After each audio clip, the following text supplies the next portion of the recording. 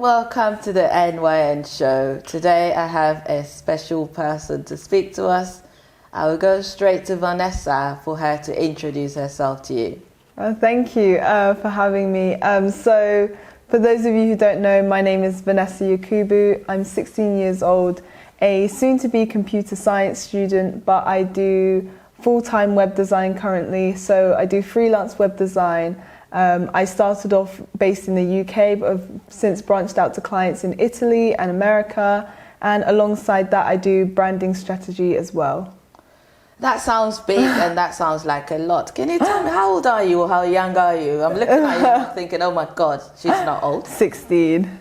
All at this grand age of 16. Yeah. That's good. Tell me a bit more about your background. I mean, I'll let you tell me about your background first. Your parents, you have siblings. Yeah. So, mum, dad, brother, sister, quite a usual family. They've always been quite motivating and quite, ambitious. So both my mum and dad grew up in a village in northern Ghana. Didn't really have much, didn't have any money or anything like that, and they managed to work their way up to becoming nurses in England. So from that, knowing that background, we've always been quite an ambitious family.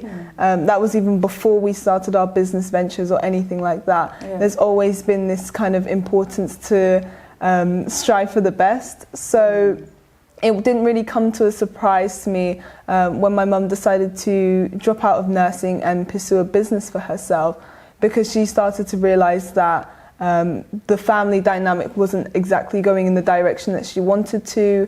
Her and my dad were constantly working because they were NHS nurses, and they didn't get to spend as much time or have as much freedom as they wanted to raise us in the way that they wanted. So she decided to take a leap of faith and pursue a business of hers. And then from that, both me and Blessing, I'm sure you would have heard about her story as well, but both me and Blessing kind of took on that inspiration as well, turned it into our own. Blessing went more into the beauty side. I started to focus on the things that I enjoyed. There were many twists and turns along the way, but eventually she kind of brought us along with her, and we all pursued our businesses, and that is what has led me into where I am today. Yeah.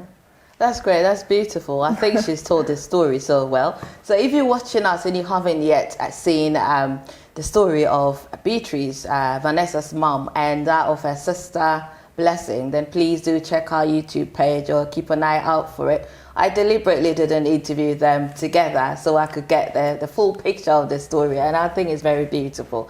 So now tell me about your childhood. What was it like growing up? Where did you grow up? So I was born in Nottinghamshire, which is quite a small area in northern England. We lived in Yorkshire for quite a bit of my early childhood. Yeah. But because of fears of Blessing becoming a bit whitewashed and losing a sense of culture and a sense of pride in who she was, both my mum and dad thought it was necessary to move down to London, where it's a bit more culturally diverse, where she would see people like her and she would feel less isolated. So I, unlike her, have had the pleasure and the privilege of being surrounded by all different types of cultures from a young age. And that kind of gave me the confidence to kind of step up and stand out and be who I really was. So I would describe myself as quite a loud character, and that was the same for me in my childhood as well. I was quite loud and bubbly and extroverted. However, that was more in school, because at home I wasn't exactly like that. To this day, I still don't really know why. My best guess is the fact that I was just a bit lost as to where my future was going, because I've always really enjoyed creative subjects. I knew that I wanted to pursue that in the future, but as you would probably know, that kind of industry is extremely hard to get into, and I would always wonder and question, like, am I good enough for that? How would where's my future even going? How am I going to pursue what I want to do in the future? And what do I even want to pursue in the future? So even though I was loud and bubbly and everyone thought I was happy all the time, when I got home and it was behind closed doors, I was usually quite isolated and quite lost and had no real direction. So I remember I would just spend hours in my room sitting and drawing and doing these little doodles, but then crying at the end of it because I just thought, where is this actually going? And I think that the business is something that has kind of given me a sense of purpose and has helped me realize what I'm going to do in the future. It's made me a lot happier mentally. It's made me a lot more driven and motivated and optimistic about the future. But yeah, back during my childhood, I wasn't really like that. That's interesting. So you've described two personalities at one point where you felt like you're more of an extrovert on the outside in school and socially, but then when you came home, you weren't quite so much of an extrovert. Exactly. And you were sort of like the opposite of an extrovert, which is introverted, where you kind of were deep in your thoughts. I spoke to your sister, and I know she was born in Ghana and came to England when she was about 3, but you were born in England, in Nottingham, you told us. How young were you, or how old were you when you moved to London?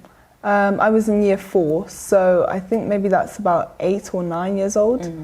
So before I moved, so when we were living in Yorkshire, I was still quite happy. I definitely was more quiet than when I moved to London. Unlike Blessing, I would usually gravitate towards people of colour more naturally. So even though my group was predominantly white, because my school was predominantly white, I still had people of different cultures to kind of go to if I was feeling a bit lonely, or if I was feeling like I was standing out too much for the wrong reasons. So even though they weren't black, they were Asian, and I did feel a connect with them. At that time, I didn't know why, but now I'm thinking, maybe it's because they were used to living 2 different cultures, so British culture and then their own culture as well.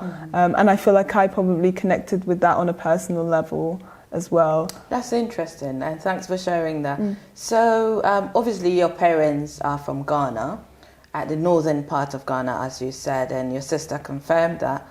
How much of Ghana do you know? Unfortunately, not enough, I would say. Yeah, I feel like I haven't really been able to explore as much as I want to. Why is that? Well, I think it's kind of down to traveling as well. I've only been, I would say, twice. Once in 2019 and once when I was way, way younger.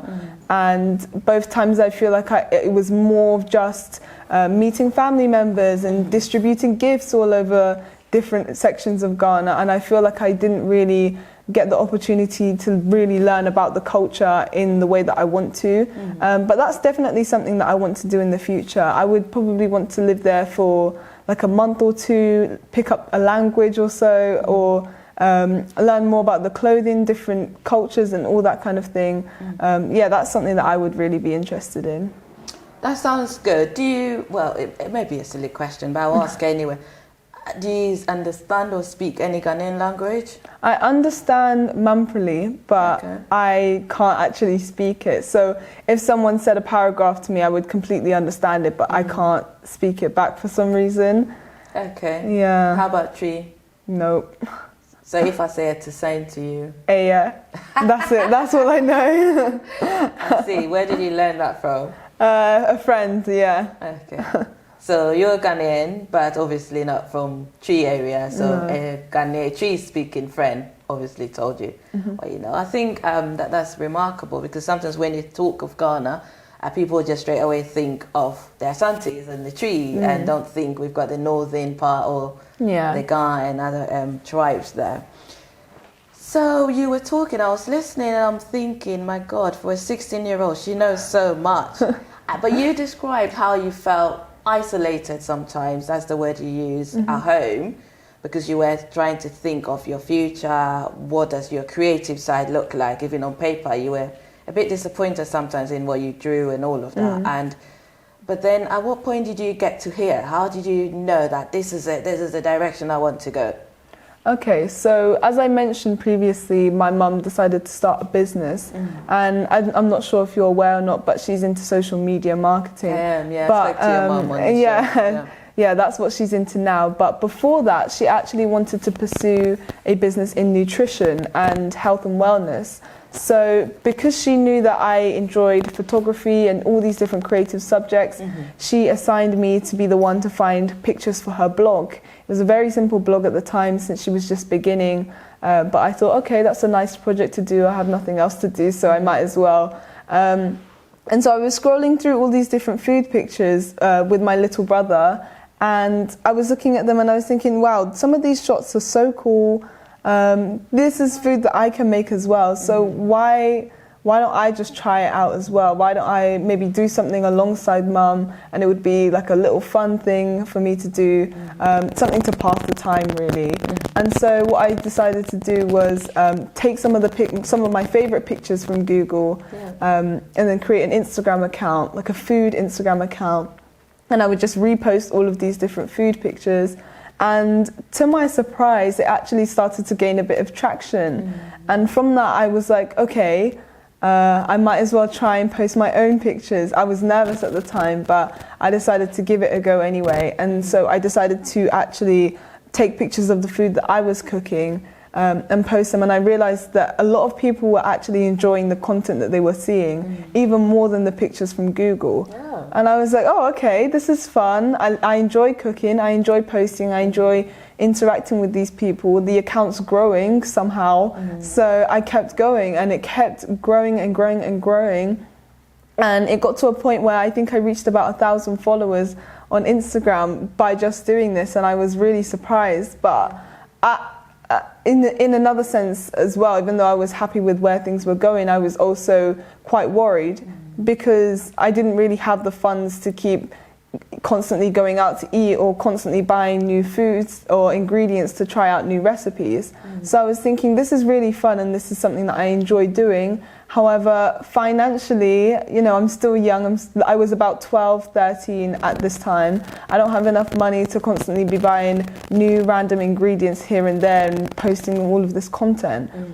So what I decided to do is I was looking at all of these other Instagram accounts, seeing that they were constantly posting restaurants' food, constantly posting their own cooking. I was thinking, how are they managing to do this as well? How is this, financially appropriate for them to do? And so I was really nervous at the time, but what I decided to do was actually reach out to some of the accounts that I was seeing, and I asked them, how are you guys managing this? How are you juggling all of these issues, and how are you making it work?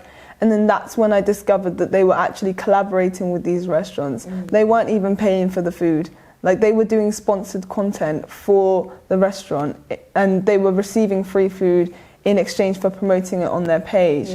And at that point, I was feeling quite a bit of imposter syndrome already. I was thinking, some of these people, their pictures are way better quality than mine. Maybe the restaurant won't want to work with me. Okay, that's fine. And then I just kept pushing it back until it reached a point where I was like, okay, my pictures are the same standard as theirs. I have the same following as them, the same amount of followers. Like, why are they doing it but I can't? So I started, I would say, a 2-month process of reaching out to restaurants and constantly being rejected.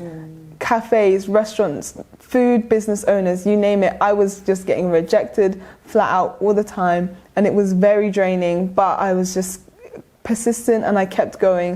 And I was like, I want to make this work because this is something that I'm really passionate about right now.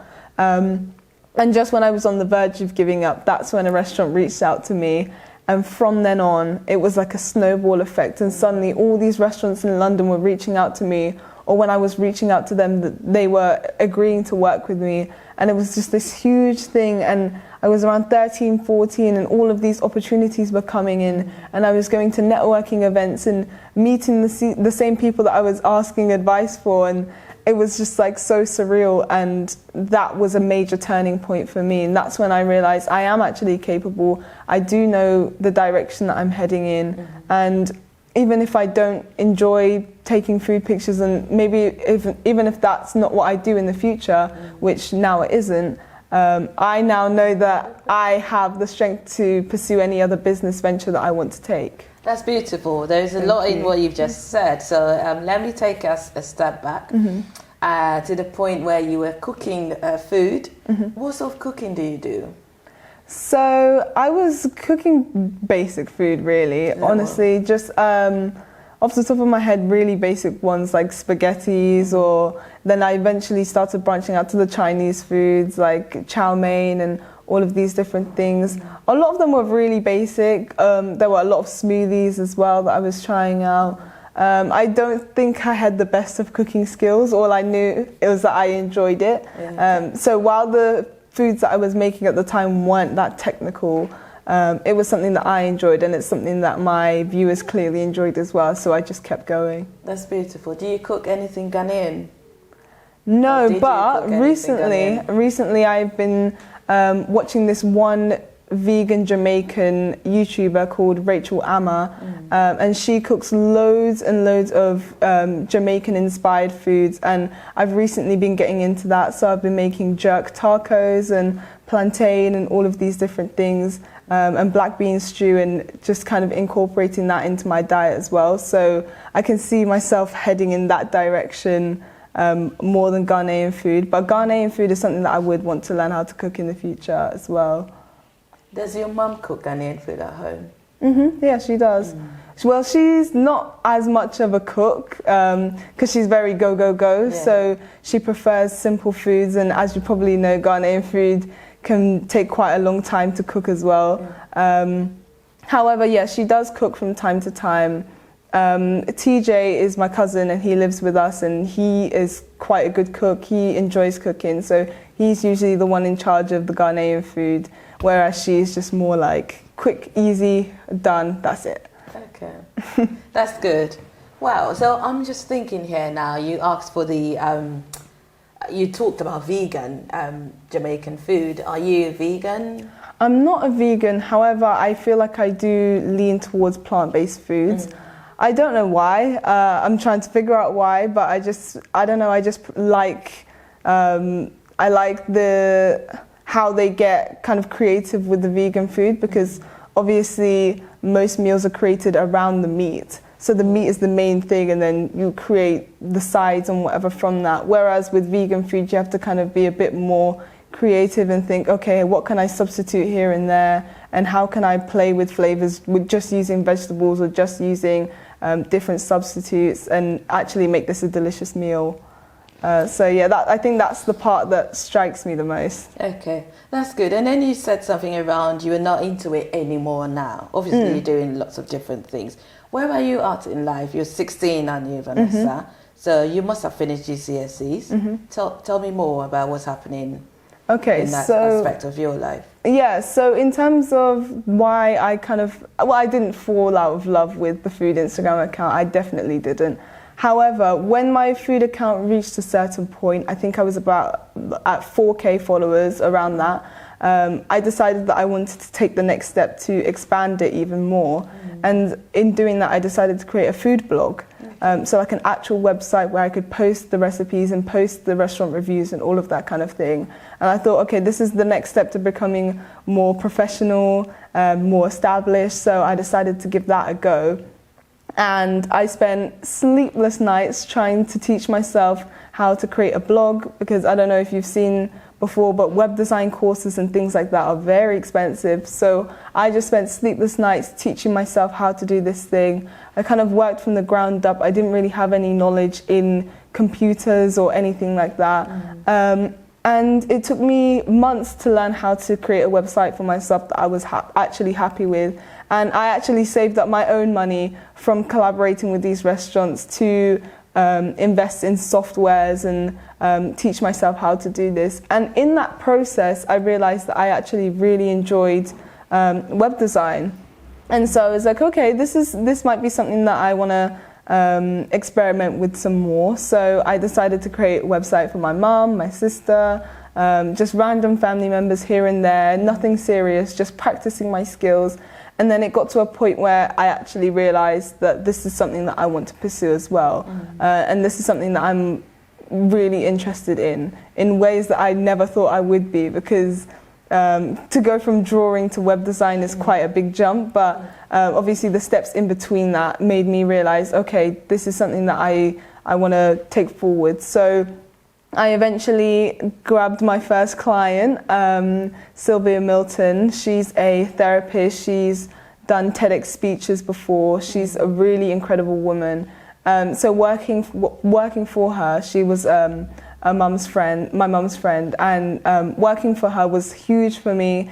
I loved the process. It was very exciting, and that's when I knew, yes, this is something that I want to pursue. So as I said, I started in the UK with women like her, eventually expanding, and then that's when I eventually started to work with clients in America. So I'm working with a Yale professor at the moment. Her name is Dr. Nakia Hamlet, and I'm working with her with various branding things and graphic design things. Then I'm also working with an Italian. His name is Iliadato. He does therapy as well. So yeah, I started to branch out to various different countries, and I loved every bit of the process. Of course, there were stressful parts, there were downsides, but I eventually knew that that is something that I could see myself doing long term in the future. That's good. So back to how you first started with the food stuff and all the others. I think what stood out for me is the fact that you persevered, you didn't give up, because you got loads of rejections. And I think in life sometimes we're hit with rejections where we try to do something, it doesn't go the way we want it to, and some people give up at the first sign of a problem, but then you persevered and it paid off big time. So when I asked you where you are in life, you're 16, you've got GCSEs, and I take it you're going to go to sixth form soon. Is that right? Yeah. And what are you going to study in sixth form? Computer science and graphic communication. Okay. So very in tune with what I'm doing now. Perfect. Because I spoke to your sister and she said your parents, your mum wanted her to do computer science, but they realized it wasn't for her. So it's good that another child is living that dream. Exactly.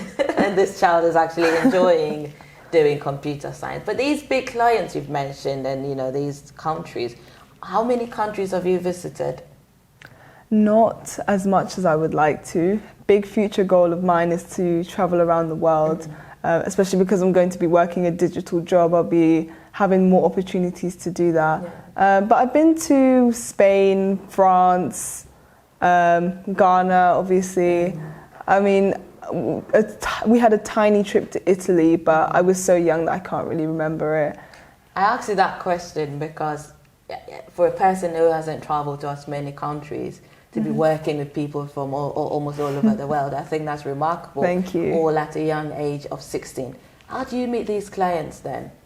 Well, it's various. There's various methods. I think the one that's worked for me the most is word of mouth.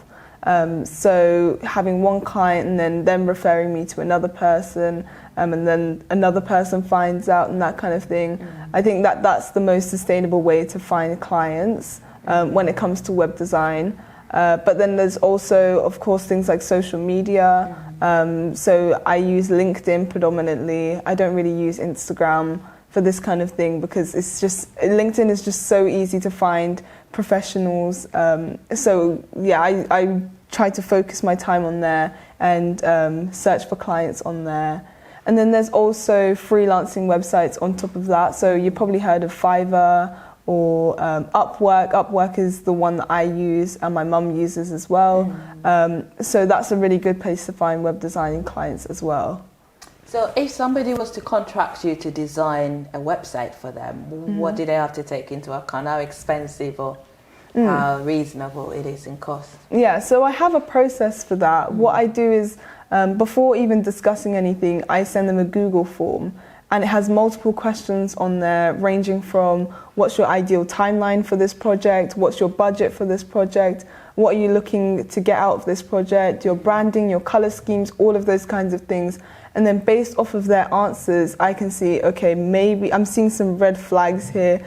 They don't really know what they want yet, so maybe we should just leave this. Or if I see that I'm seeing that I see potential in them and that I can see that I can provide them with the service and the help that they need, then we progress further and then we schedule Zoom calls, we discuss further, we see if we're the right fit for each other, and then obviously I would send them my contract, they sign, and then we begin. That's really good for a 16-year-old. You've got a clear strategy, a clear plan of what you want. We're going to take a short break, and when we come back, I want us to talk about challenges and achievement, and then we'll talk a bit about boys, because you're 16, aren't you? Let's take a break. Hello viewers, I would encourage you to watch the NYN Show as much as possible. It's a wonderful show. You get to find out lots of things. The human interest parts are quite encouraging and fascinating. You can't go wrong with it. Thank you. Welcome back. So Vanessa, thank you for talking to us. You've shared a lot with us. And apart from the fact that when you first started, you were hit with a few issues such as rejections and other things, what would you say your challenges have been along this journey? So the first one that comes to mind is definitely imposter syndrome. Okay. Even though I would have the same skill set, again, the same amount of followers, the same quality of pictures, I would always feel slightly out of place, especially at the networking events. So my mum would kind of encourage me to go to these events, and even though I was hesitant, I knew that it would benefit me in the long run, so I would decide to go and just see what it was about. And when people were socializing with each other and networking, getting to know each other, I would try my best to kind of either latch onto one person and stick with them for the rest of the event, or just kind of curl up in a corner and hope that no one sees me, because I just didn't think that I was capable enough, and I think that I didn't have the amount of self-confidence that I do now to actually think, you know what, yeah, I deserve this, I've worked for this. And I'm just as capable as every single person in this room. So that's something that took me a while to kind of achieve.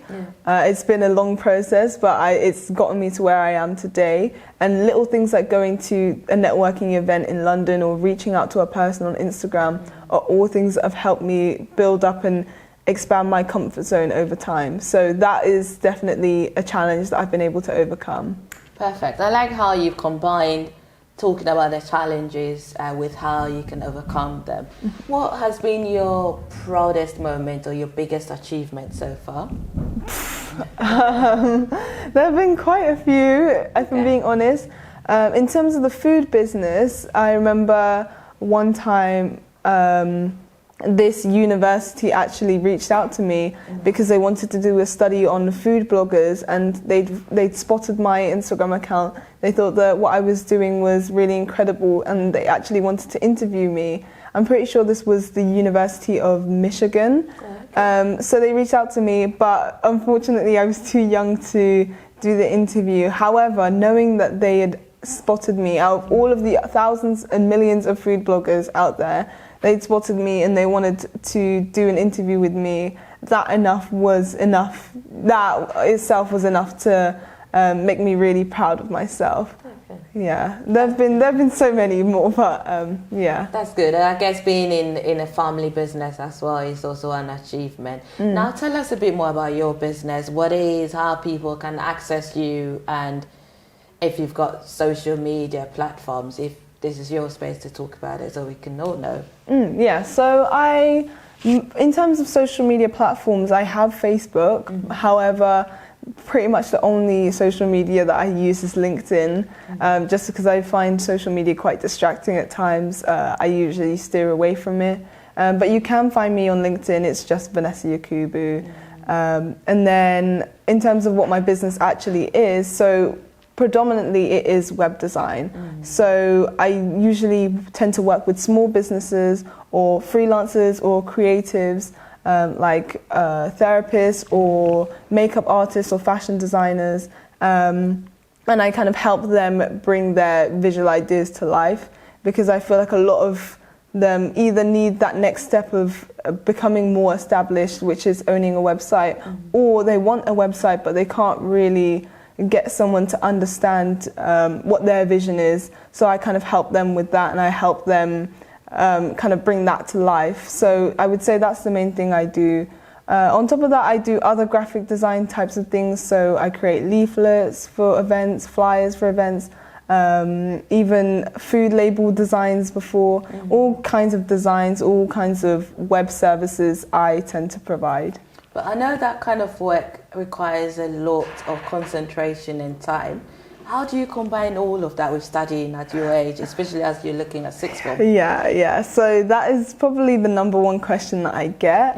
And you've probably figured this out already, but based on my web design process and all of these things, I am extremely organized. I hate disorganization. It really stresses me out. So I'm always really organized. I'm always on schedule. And I've managed to find multiple ways to juggle that with schoolwork. So one of the ways that I would do that back when I was in school was I would wake up earlier than I needed to. At one point I was waking up at 5 a.m. Just so that I could work an hour on my business, either responding to emails or messaging clients or reaching out to people or doing simple designs. I would do that for about an hour before school even begun. That is interesting for and the 16-year-old waking up at 5 a.m. Sometimes you struggle to get them to wake up even at 6 and 10 and all of that. So that is remarkable. Thank you. Done. Let's talk a bit about boys then. You know, you're 16. Do you think boys? Have you got a boyfriend? Nope. Why not? Well, I mean, I went to a girls' school for 5 years, so my mind was never even on boys because obviously I wasn't near them. Some of my friends have boyfriends, but I just was never really interested. So, and even if I was interested, I probably wouldn't even have enough time. So yeah, they can be a distraction, can't they? Yeah, so no. Leave it there. You're still too young to even think boys now. That's your legs or your boyfriend's legs, if any. Joke. But what are the good bits about your parents that you would want to take with you if you had your own family one day? Ooh, so many. Okay. I think the number one is ambition. I like the fact that if they have a problem or if something's going wrong, instead of just throwing their hands in the air, their immediate reaction is, okay, how can we solve this? How can we move forward? How can we reach the next level? I just love that about them. I love the drive in them. I love how they're always motivated. Like, it took my mum so many years to get off the ground and to make this business successful. And all the time, even sometimes I would doubt it. My whole family would doubt it. But her and my dad would always just be like, okay, how can we make this work? What do we need to do next? How can we move forward? And that is something that I would want to take into my adult life, but then also pass down to my children. Just constantly motivating them, constantly uplifting them, and constantly finding solutions instead of finding problems. Good. So if any young people your age or older wants inspiration from what you've done, what you've achieved so far, what will you tell them? Well, I would say do small things to get out of your comfort zone. Because I think even if you don't want to have a crazy business in the future, you don't want to wake up at 5 a.m., you don't want to do any of these things, it's still important to get out of your comfort zone regardless of what you want to do or want to be in the future. Because the majority of times, without getting out of your comfort zone and without doing things that make you uncomfortable, you won't really be able to achieve much. I wouldn't be sitting here today if I wasn't doing things that were making my legs shake a couple of years ago, making me sweat, making me nervous. Like, all of the small things that I've done, even talking to new people, trying out a new skill, going to all of these events, all of these different things. And even outside of business, like recently I went skydiving, and I don't think me a couple months ago or a couple years ago would have been able to do that. But now I have the mentality of, if I was able to overcome so-and-so a couple years ago, then why can I not overcome this? It reaches a point of you becoming unstoppable, like the sky is the limit, because if you've been able to do things that you once considered outside of your comfort zone, why can't you do that again? Well, talking of skydiving, I did see the video you were... Oh, really? It was for your 16th birthday, wasn't it? A treat from your mom or parents. Yeah. That's good. So, Vanessa, we're coming to the end of our chat, and you've talked about social media platforms. I know you are into business with your family, and because we've spoken to your mom and your sister, we're going to also make sure that we have the details on the screen for our viewers, just in case they want to contact you to make inquiries, because I think it's remarkable for a 16-year-old to be doing these things. Is just amazing. I wish my daughter can learn from your experience. Thank you. Hope she does. Good. So there is this game I like to play with people, and as a wrap up.